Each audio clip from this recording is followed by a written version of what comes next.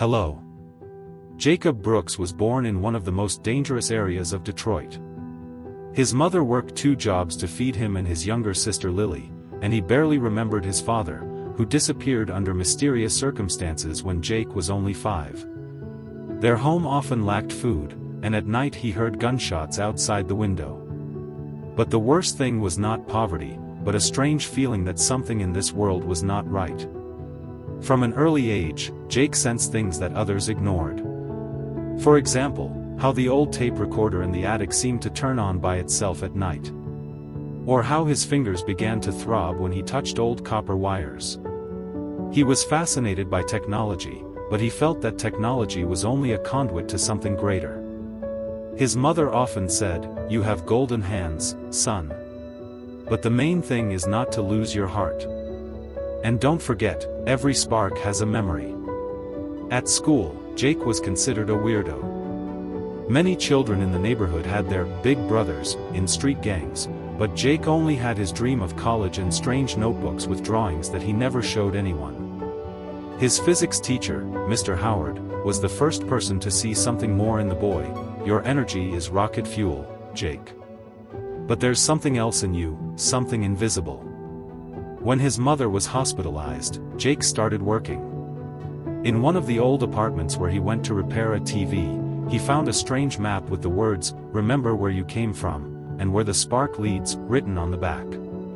At 16, Jake learned about a citywide competition for young inventors. The winner would receive a scholarship to a technical college. He decided to take a chance and apply, even though he only had a half-working laptop and a box of parts he had collected over the years. He created a prototype of a portable water purification device, inspired by the frequent clean water shortages in his neighborhood. But there was something different about this device. It didn't just purify water. It responded to specific locations on a map that Jake carried with him. His project wasn't the prettiest, but it worked. The judges were impressed by its effectiveness.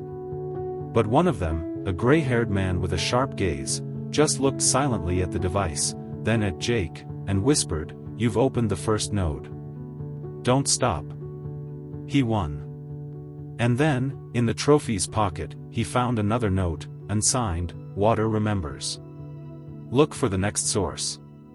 Jake studied engineering in college, but at the same time he was researching strange phenomena. His electromagnetism professor, Ms. Evans, once approached him after a lecture and asked, "Have you found the object yet?" He didn't answer, but from that moment on, her laboratory became his second home. Together, they worked on a sensor that not only detected chemical contamination but also read how it changed the structure of time. The team Jake assembled witnessed strange occurrences. The device would suddenly turn on near old buildings where people had disappeared.